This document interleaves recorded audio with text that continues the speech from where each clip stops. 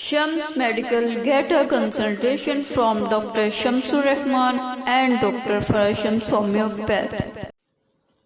अऊज़ुबिल्लाहिमिनश्शैतानिर्रजीम बिस्मिल्लाहिर्रहमानिर्रहीम। दोस्तों, आज हम बात करेंगे होम्योपैथिक मदर टिंक्चर जिंको बिलुबा के बारे में कि जिंको बिलुबा किन किन अमराज में इस्तेमाल होती है और ये कैसे शफा बख्शती है। सबसे पहले एक इसका हाका पेश करूं कि ये ब्लड स्ट्रीम से शुरू होती है।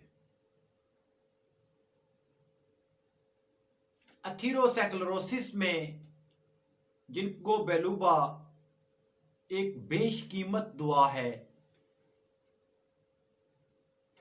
आर्टरीज को ये क्लीन कर देती है और एथेरोस्क्लेरोसिस में ये सुपर इफेक्टिव दुआ है, यानी दर्जा अव्वल की दुआ है। कॉर्नरी आर्टरी डिजीज में जबरदस्त फायदा बख्शती है।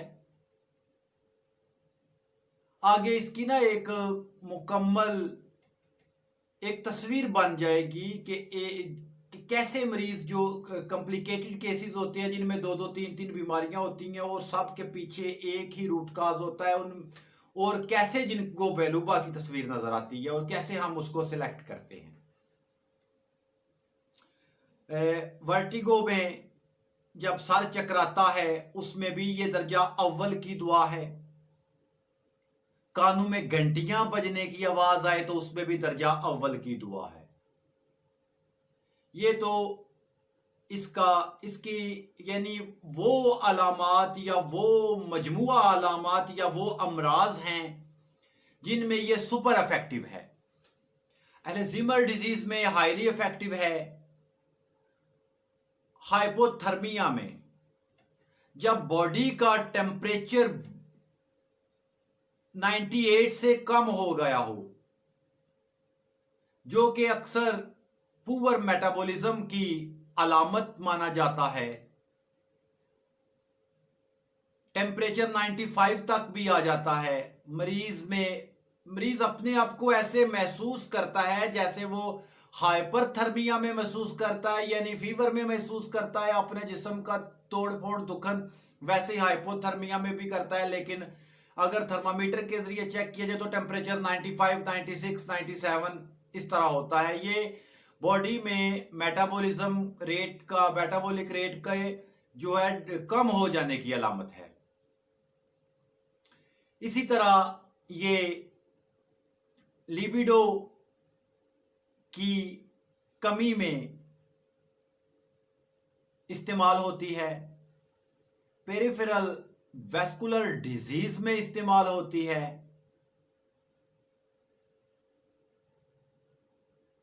Poor blood circulation, weak eyesight, dementia, asthma,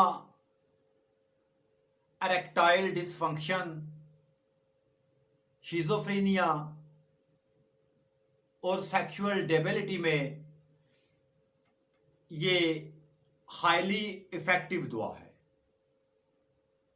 ये करती क्या है जो इतने अमराज का बैक वक्त इतने अमराज जो है इसके दायरा जो है इख्तियार में आ रहे हैं और इतने अमराज इनके पीछे सबब क्या है और कौन सा वो एक सबब है जो इन सब अमराज में कॉमन है और उन तमाम अमराज के पीछे जो एक ही सबब है वो सबब जिनको बिलुबा के दायरा इख्तियार में है।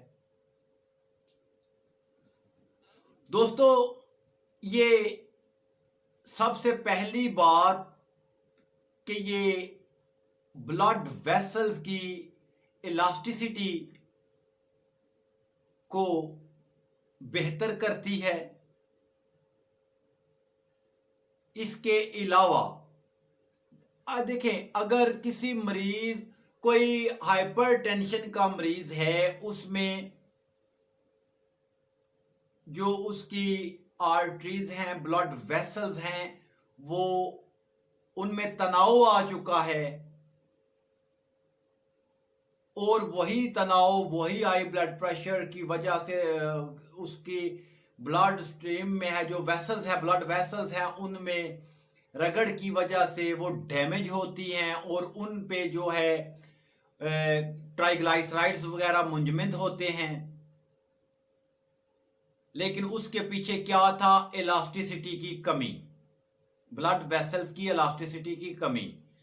बात चलती चलती एथेरोस्क्लेरोसिस तक पहुंच गई, यानी पहले ब्लड वेसल्स की इलास्टिसिटी खत्म हुई, फिर जो है उसमें कोलेस्ट्रॉल, एलडीएल, वीएलडीएल या ट्राइग्लाइसराइड्स वगैरह जो हैं उनका इंजमाद हुआ, एथेरोस्क्लेरोसिस तक बात पहुंची। यहाँ इब्तदा हुई थी ब्लड वेसल्स की इलास्टिसिटी की कमी या तनाव की वजह से। उसको रेगुलेट करने के लिए जिनको बेलूबा इस्तेमाल होगी और ये वापस रिवर्स जो है रिस्टोर करके बात इलास्टिसिटी बहाल करने पर जाकर खत्म करेगी। एक बात। दूसरी कि ये ब्रेन में ब्लड फ्लो को बढ़ाती है, यानी it increase blood flow to the brain. और सिर्फ ब्लड फ्लो नहीं, ब्लड साथ में ऑक्सीजन को लेके जाता है और ब्लड शुगर जो नर्व सेल्स तक पहुंचती है और सेंट्रल नर्वस सिस्टम की मजबूती का सबब बनती है। दूसरे नंबर पे यह सेंट्रल नर्वस सिस्टम और ब्रेन की बहुत बड़ी दुआ है। ऑक्सीजन की सप्लाई अगर ब्रेन में कम है तो जिनको बेलूबा, न्यूट्रिएंट्स की कमी है ब्रेन में ब्लड फ्लो कम होने से जिनको बेलूबा। इसके अलावा ये एंटीऑक्सीडेंट है, फ्री रेडिकल्स को रिमूव करती है, दिमाग को ये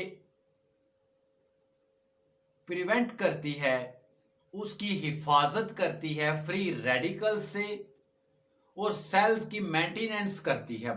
ये जिनको बेलूबा की यानी बेहतरीन जो है उसकी कारकर्दगी है। और ये डीजनरेटिव डिमेंटिया की अर्ली स्टेज में बहुत फायदेमंद है। इसके अलावा वैस्कुलर प्रॉब्लम जिसमें chronic venous insufficiency, peripheral vascular disorder शामिल है और ये न्यूरोसेंसरी डिसऑर्डर में भी इस्तेमाल होती है। अगर क्रॉनिक वेनस इंसुफिशिएंसी की वजह से टांगों में कमजोरी लाहक हो रही है, भारीपन आ गया है, निचला धड़ कमजोर हो गया है, या पेरिफेरल वैस्कुलर डिसऑर्डर की वजह से ब्लड फ्लो जो है वो बेहतर नहीं है, टांगों के हिस्सा को न्यूट्रिएंट्स सही मिकदार में नहीं पहुंच रहे, ऑक्सीजन की कमी है, तो यहां पे इस्तेमाल होगी जिनको बेलूबा। दोस्तों, डियाबिटिक पेशेंट्स में अक्सर जो है ये देखने में आता है कि उनके जो हिस्से दिल से दूर होते हैं, जैसा कि सबसे दूर फुट, पांव, पैर जो है वो सबसे दूर है, पैर से भी दूर पैर का अंगूठा है, अक्सर उनमें ब्लड फ्लो कम होता है और उस जो दिल से दूर हिस्सा है उसको न्यूट्रिएंट्स और ऑक्सीजन की सप्लाई नहीं मिलती, उसके सेल्स जो हैं वो मुर्दा होना शुरू हो जाते हैं, नतीजा में फुट अल्सर बनता है।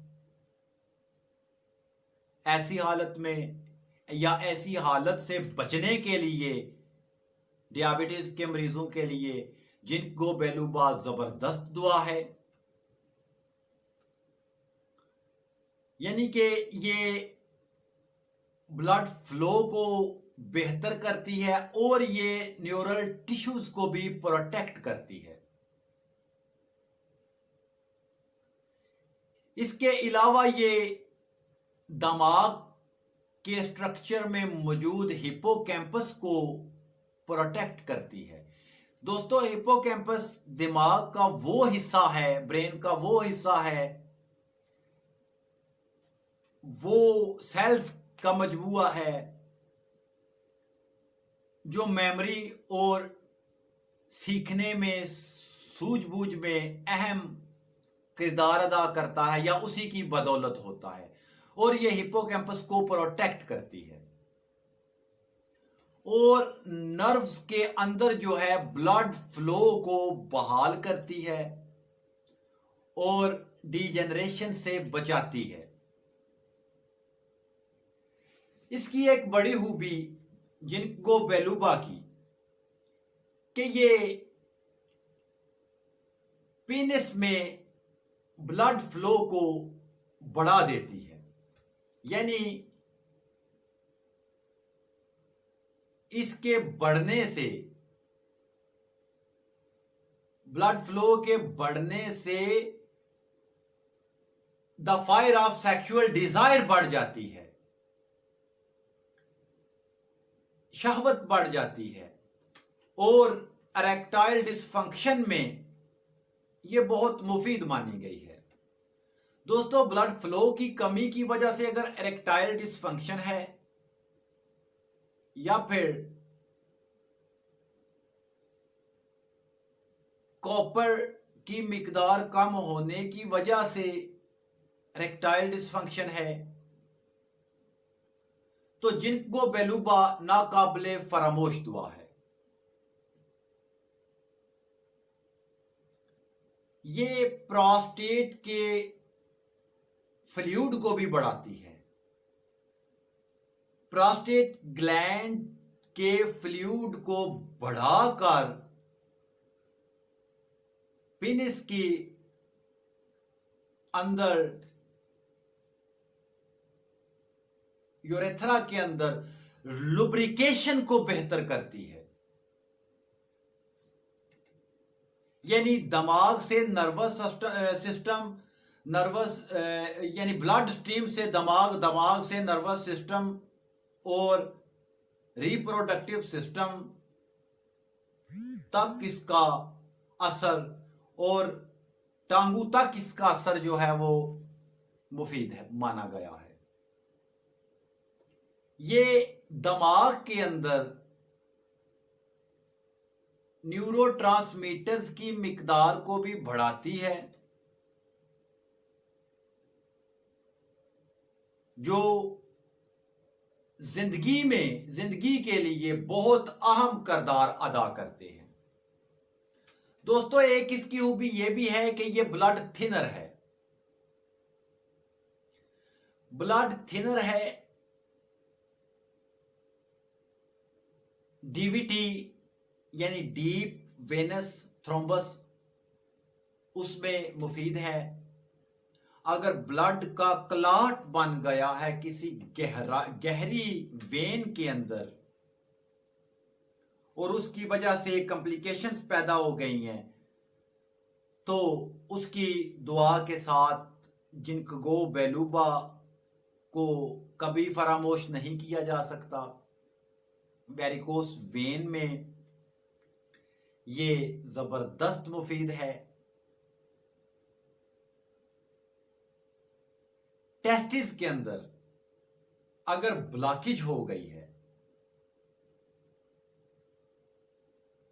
ब्लड क्लॉट की वजह से या फिर फैट्स वगैरह की वजह से, उस ब्लॉकेज को ख़त्म करने वाली बेहतरीन दुआ है रेटिनोपैथी में डियाबिटिक के मरीजों में अक्सर जो है आंखें भी मुतासर होती हैं। रेटिनोपैथी की बेहतरीन दुआ है, उसके इलाज में मुश्तमिल है, बल्कि शफा से हमकनार करने वाली दुआ है। दोस्तों, एथेरोस्क्लेरोसिस की वजह से ब्रेन स्ट्रोक का भी खतरा होता है। कॉर्नरी आर्टरी डिजीज की वजह से हार्ट स्ट्रोक का भी, अटैक का भी खतरा होता है। अगर बरवक्त जिनको बेलूबा का इस्तेमाल मरीज को शुरू करवा दिया जाए तो मरीज के अंदर सेहत की एक नई रूह दाखिल करती है। ये इसको उम्र का, एज का साथी माना जाता है, यानी ये एज फ्रेंड है जिनको बेलूबा। जैसे जैसे इसकी एक बहुत बड़ी खूबी कि ये अस्थमा की अलामात को खत्म करने वाली है। किस बेस पे? दोस्तों, बाज मरीज ऐसे होते हैं जिनके अंदर बलगम जो है वो पैदा होती रहती है, और उसका सबब क्या होता है कि लंग्स के अंदर ब्लड फ्लो का प्रॉपर तरीके से ना होना, ब्लड फ्लो कम होना या उसमें रुकावट होना। नतीजतन क्या होगा, जितनी रतूबत बनेगी वो लंग्स के सेल्स जो हैं वो जितनी बलगम पैदा करेंगे वो सारी की सारी उधर ही स्टोर होती रहेगी। अगर ब्लड फ्लो उसमें तेज होगा तो बलगम के अहराज में बेहतरी रखे रहेगी, खड़खड़ाहट नहीं होगी। बाज रिसर्च ये भी कहती हैं कि अगर ब्लड फ्लो लंग्स के अंदर बहाल रहे तो उसमें जो एक्स्ट्रा रतूबत पैदा होती है ब्लड उसे भी उठा के ले जाता है और खारिज कर देता है, अपने अंदर शामिल करके उसको बॉडी से निकाल देता है, जैसे दूसरे वेस्ट मटेरियल को निकालता है या वेस्ट मटेरियल के निकलने वाले सिस्टम्स तक पहुंचाता है ब्लड, इसी तरह उसको भी खत्म करता है। मैंने ये देखा कि अक्सर जो है बुढ़ापे में आके लोगों के बलगम ज्यादा पैदा होनी शुरू हो गई, जो स्मोकर नहीं भी उनके भी पैदा होनी शुरू हो गई, या खड़खड़ाहट की आवाज पैदा होनी शुरू हो गई। तो बाज ऐसे मरीज थे जिनमें बलगम नहीं थी लेकिन खड़खड़ाहट थी और वो दिल के मरीज भी थे। ये सब पुअर ब्लड सर्कुलेशन की वजह से है, जिनको यहां पे एंटीबायोटिक्स की तो जरूरत ही नहीं है, बलगम को जमाने की तो जरूरत ही नहीं है, मुझ में कोई बैक्टीरिया तो है ही नहीं, ये तो पुअर ब्लड सर्कुलेशन का नतीजा था ना। तो यहां पे जिनको बेलूबा बेहतरीन वर्क करेगी। सेक्सुअल डेबिलिटी में इसका काम है कि ब्लड फ्लो को बहाल करके न्यूट्रिएंट्स को तमाम सेल्स तक पहुंचाना, न्यूरल टिश्यूज को जो है वो हेल्दी रखना, जिनको बेलूबा होम्योपैथिक मदर टिंक्चर की कारकर्दगी के जिम्रा में आता है।